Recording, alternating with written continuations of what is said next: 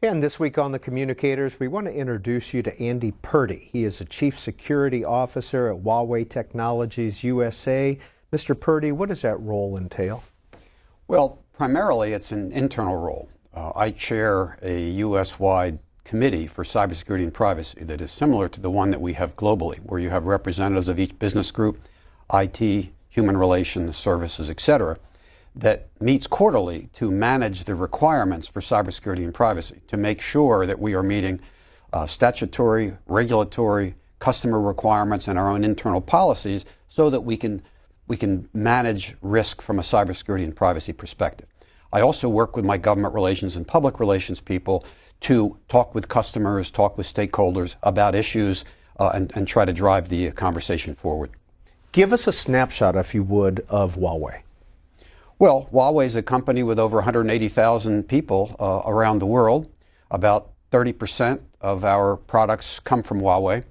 About 32% of the components of our products come from the United States, about $11 billion a year. We are an employee-owned company. We have, I think, about 80,000 people involved in R&D. We spent $15 billion in R&D last year, which is one of the most important factors and one of the advantages of being private. We don't have to worry about the quarterly numbers. We can invest in the long term, and that's what we're doing. Our people are motivated essentially by two things. We want to be involved in something that is very interesting and very important, and we want to provide well for our families, and I think we're doing both of those. Who's the founder? Mr. Wren. And what's his background? Well, he was an engineer, and I'm not an expert in it. He was a civil engineer with the People's Liberation Army many, many years ago. And he moved to form his own company with 4 or 5 others with a few $1,000s. And he's had a spectacular growth, not unprecedented in terms of other companies from the late 80s, such as Cisco, that have had dramatic growth also. But he has always incentivized people to produce, to innovate, and to be customer-centric. That's the primary focus of Huawei, is to be customer-centric, to understand their needs and their potentials, and to help meet those. And it's not to get every dollar of profit out of every particular contract. It's to take a long view, that if our customers make money and their customers make money, we're all working well together for a common advantage. Do any of us in this room right now have a Huawei product in our hand or in our phones or anything? Well, I have a Huawei phone. I left it in the other room, but no, I don't think so. I don't think so. Why is Huawei considered a threat to national security here in the U.S.? Well, it's a complicated issue. There's not a simple answer to it. There is a geopolitical overlay of the issues related to Huawei. So the U.S. is not safe in cyberspace. And so the U.S. looks at things from a risk perspective, whether it's national security or other risks. Let's bring Drew Fitzgerald of the Wall Street Journal into this conversation. He covers telecom and technology. Thanks for having me. Andy, I'm curious, there have been rules proposed and rules enacted in the U.S. that have essentially all but banned Huawei equipment from being involved in most telecom networks, wireless and wireline networks in the U.S. So what's the status of Huawei's business operations in America now? Well, we have about 1,500 employees in the United States. We have a very strong R&D presence. And as I mentioned, we purchased about $11 billion in U.S. components last year. Our business groups, our carrier business, our enterprise, and our consumer business, we are maintaining our revenues at present. The prohibitions in the National Defense Authorization Act, I think, kick in August of 2019, and those are focused on government contracts, which we do not and are not pursuing, and government contractors. And so there may be a greater potential impact going forward. We believe that in the end, the United States is going to have the kinds of measures in cyberspace that are going to make us a whole lot more secure. When we get to that point, we think we're going to be allowed to compete on a level playing field. But in the meantime, our biggest concern is probably our Tier 3 wireless customers that serve rural America. We believe that our technologies and the services we provide them are essential to farmers and schools and citizens and companies in the rural parts of the United States. So we hope we can maintain that service to serve those people. And you continue doing business with those smaller rural providers in the United States? Yes, we have about 40 of those customers, yes. Around the world, there's been a lot of focus on flaws that have been found in code or vulnerabilities in certain Huawei equipment in places like Italy and places like the UK. Is it possible to secure Huawei devices and networks that run off of them, or is that a pipe dream? Well, it's impossible to eliminate all risk, whether it's 5G or enterprises or whatever. It's impossible to eliminate all vulnerabilities in products. One of the advantages we have, and I do see it as an advantage, is that we are probably one of the most examined and evaluated companies in the world. So the flaws that we have, such as the UK Oversight Board revealed in terms of our software engineering processes, those are the kinds of things that we can improve as part of a continuous improvement process. And that's the kind of thing that we think to make America safer, to make cyberspace safer. Those kinds of risk mitigation measures, looking for those kinds of vulnerabilities, protecting the threats that exist out there. How does that work? How do these boards examine millions of lines of code, very complex equipment, some of which involves intellectual property that belongs to Huawei? Well, there are different kinds of programs in different parts of the world. So we have the UK program where we make our source code available for review under oversight by the government and in close collaboration with the carriers, including evaluating the updates. We have programs in Canada that the Canadian government doesn't really want to emphasize very much. You see a situation where a private company is addressing risk in Mexico, where we supply major equipment to AT&T down there, and they're not being pressured to remove our equipment because AT&T is one of the best companies in the world about risk mitigation.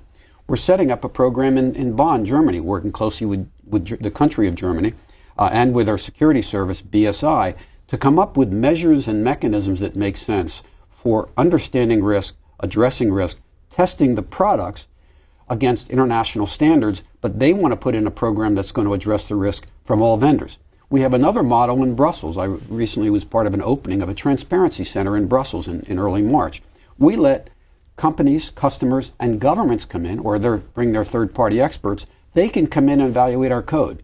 And we think that kind of external evaluation is a real plus, and we'd like to see other of our competitors get the benefits of that as well. Andy Purdy, what's your take on the UK defense minister being fired related to a Huawei issue?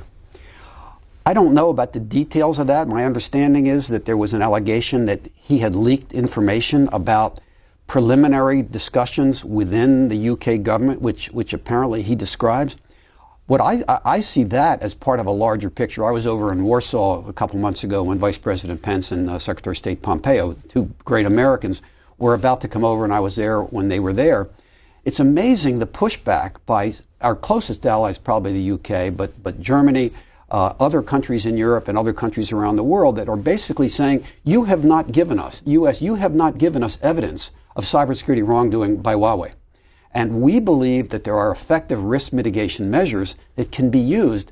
And if we can use those, then we can get the benefits of the technology and perhaps more importantly, the benefits of having competition in this space. We believe competition is essential for the technology, for price, etc. And when you look at, we mentioned before that the U.S. is not safe from a cybersecurity perspective. So what does the U.S. do? There are special risk mitigation programs in effect for our competitors, Nokia and Ericsson, to allow them to do business in the United States. They have tremendous presence in China, including Nokia has a joint venture with Shanghai Bell owned by the China government. Somehow there are risk mitigation measures in place that satisfy the U.S. government that Nokia does not present a risk to the United States.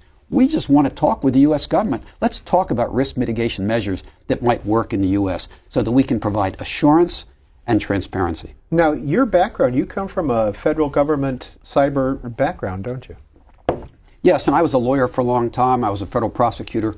I joined the President Bush team under Richard Clark that drafted the National Strategy to Secure Cyberspace, and then moved on to the Department of Homeland Security back in 2003 when we were setting up the cybersecurity effort. And I later led the U.S. cybersecurity effort for a time from DHS. So did it take a bit of research on your part to say, yes, I trust Huawei before you joined them? Well, I don't trust anybody.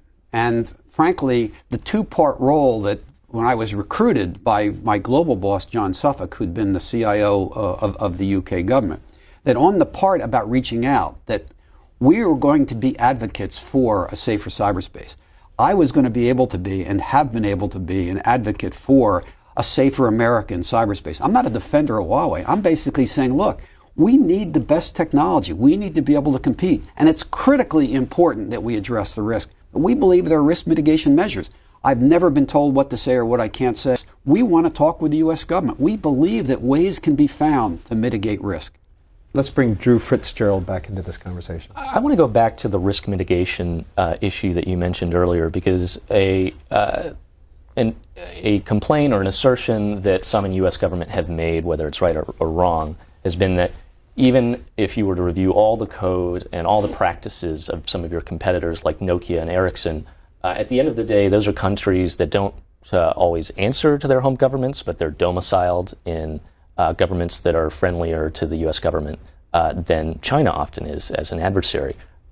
What's the company's response to that? There's not much you can do about that, but well, no, actually, there are several things you can do about it. But first of all, let me mention the scale of operations that take place in China by Nokia, Ericsson, and even Cisco. And in the case of Nokia, the active involvement of the China government in the joint venture with Nokia, to the extent that geographic access presents some risk, clearly the U.S. government has found some ways to address that risk. The other thing is, and I saw a comment by the principal deputy of the Director of National Intelligence recently about two issues. One has to do with backdoors, which she said they could test for, and the other has to do with customer data. There are mechanisms to address the risk. The assumption is that because our equipment's in the network, that we have access to all the information. We're not trying to sell into the core for 5G. We just want to sell into the radio access. And the fact is there are strict requirements when we go to service the customer. There's an assumption that the Huawei network is attached to the customer network, and it's not. So, for example, we have mechanisms, and it's all subject to explicit permission by the customer every time, specially configured laptops with virtual private network cloud to access the customer network, and the ability for them to record every keystroke that is logged by that laptop that touches the customer network. We're open to what are some additional measures that could be done to make sure that that data is protected. But the assumptions are wrong. And the fact is, the other part is, people talk like it's the equipment providers have the risk. Well, we have our part of the risk. But the carriers, and you saw Chairman Pai of the FCC just recently reference the fact that our network operators, they own the risk. They control the network. They monitor the inbound, outbound, and internal traffic for anomalous activity. These are your customers. The network operators. Yes, they have their responsibilities. The ISO international standards cover it. The ITU standards out of the UN cover their conduct. Very strict. Plus, they can segment the network so that if there is harm, and we have to assume the bad guys will get in because you can't eliminate all risk, you segment the network so that when something bad happens, you limit the cascading offense. You can control the impacts. So the fact is that where something comes from is a whole lot less important than you take the attitude than we take when a foreign company buys an American company. The U.S. government requires risk mitigation plan overseen by a committee of government agencies to guarantee that there isn't improper undue influence. We believe that's the way to go. I want to go back to something you mentioned earlier, which is the core of the 5G networks. That's the part of the network where whoever, whether it's a cable company or a cell phone company, they can see almost all the traffic that runs across that network. One thing that's interesting about Huawei is you make pretty much every product that's out there. Is the core of 5G networks not a market that Huawei wants to play in? Well, we'd like to play in all markets. But from a risk mitigation standpoint, from limiting the risk, we've made the choice. And so, for example, the UK government, there was recently an announcement that was made to look like something really bad, that we were not going to be in the core of, for example, the British telecom network. But that was agreed to, that was planned, that was the way it is.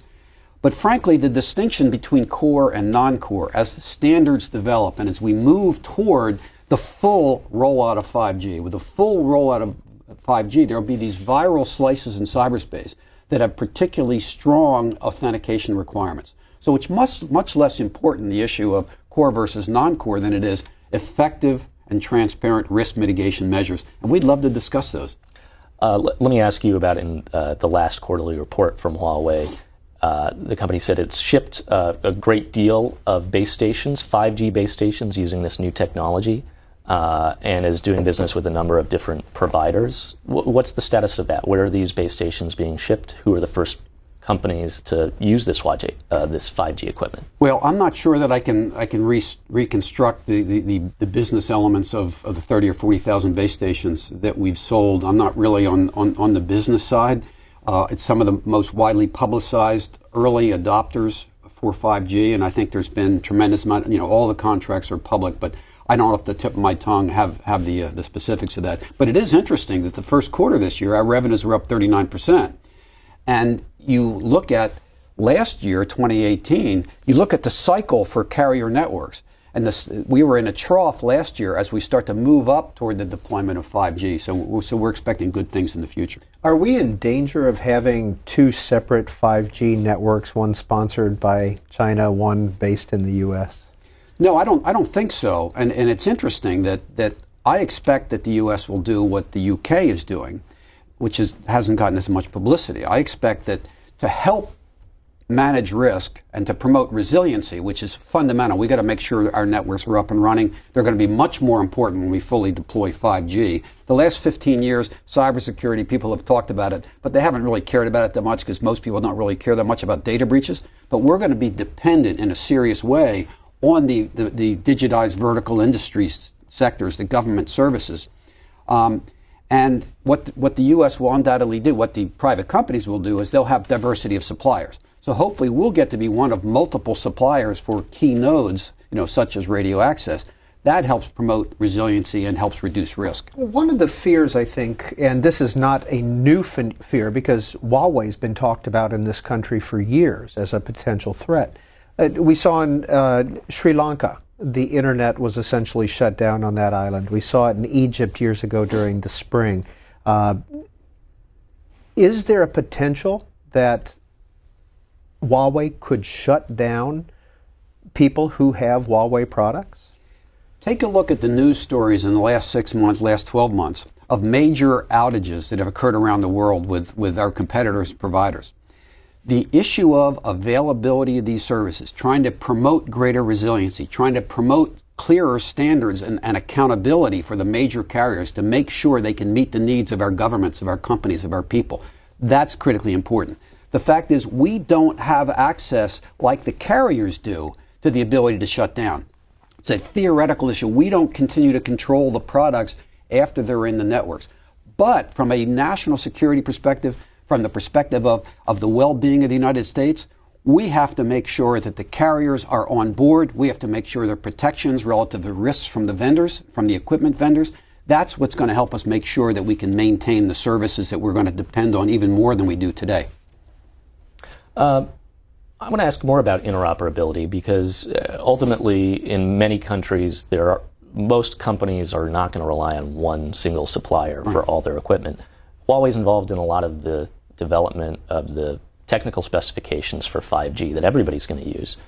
And there have been some complaints among carriers that those technical standards could be favorable to Huawei, could make it actually harder for a company that wants to use a European or other East Asian provider to switch from Huawei.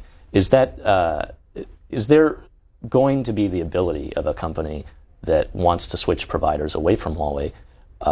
Are they going to have the ability to do that?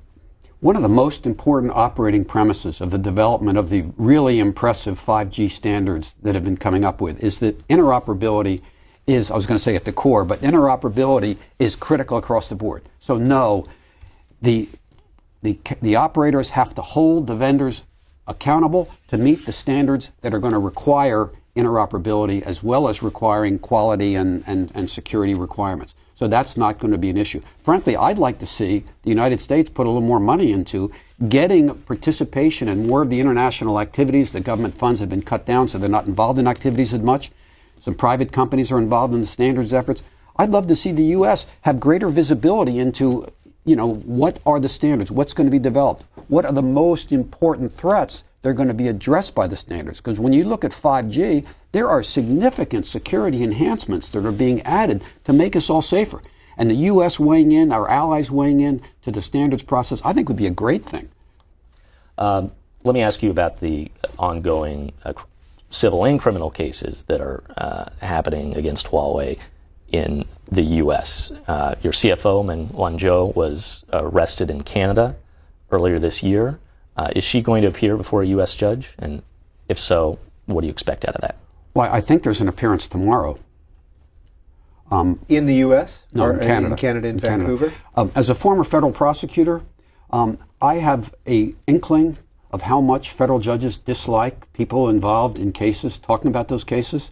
So I'll respectfully defer to others talking about the situations with those two cases. Do you think then, on a hypothetical level, that this was a political move or a trade positioning move? There is a context for everything. I am a believer in the criminal justice system of the United States and Canada. I have confidence that the proceedings will be based on facts and based on the law, and that whatever the correct determination is based on the facts of law is what will take place. I do know the process in Canada can be fairly time-consuming, so it may take longer than everyone would like. Was Huawei invited to that event in Prague? Did you have any representatives there? Well, you know, I know my boss was there, John Suffolk, was in Prague for the conference. There was part of the conference that was open, and then I believe there were breakout sessions one afternoon and one morning that have generated the remarks from the chairman of the proceedings about the requirements that many, including the U.S. government, are encouraging the various countries involved in the EU in general to try to incorporate those into their requirements for who to purchase and how to monitor the kind of work that they do. Let me ask you, especially in Europe, U.S. officials, both at this event in Prague and earlier in the year, have gone to many countries, visited their counterparts, and essentially told them not to buy equipment from Huawei. Has that had any effect on the company's business around the world? I don't think so. And in fact, I've heard some comments by some of the officials of my company saying that the publicity has been a good thing. I'm not going to go there. Our allies, for most of them, want to talk about true risk mitigation measures that provide assurance and transparency, and that's what we'd like to do. Andy Purdy, given your cybersecurity background, your DHS background, what do you think, on a general level, are some of the cybersecurity threats here in the U.S.? Well, I think they're pretty much everywhere. I think one of the biggest problems is a lack of commitment and leadership around cybersecurity. I think in the last year, 18 months, we've seen some great efforts by Department of Homeland Security, by NIST, but the leadership to make sure that we provide the funding that's necessary to fund the efforts against the election tampering, to help come up with requirements for 5G, to help create greater visibility as to what the leaders of American companies, particularly publicly traded companies, what their due diligence and fiduciary care responsibilities are. There are fundamental things that can be done. We've got to get more action. We need goals, objectives, goals, and milestones to track progress and know when there's success. We need strict oversight by Congress.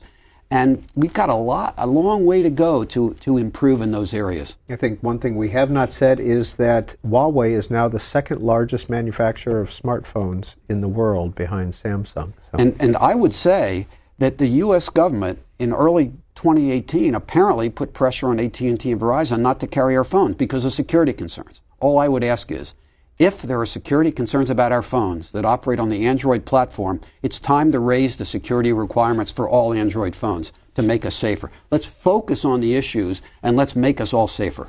Andy Purdy is the Chief Security Officer for Huawei Technologies USA, and Drew Fitzgerald covers telecom and technology for the Wall Street Journal. Gentlemen, thank you. Also want to note that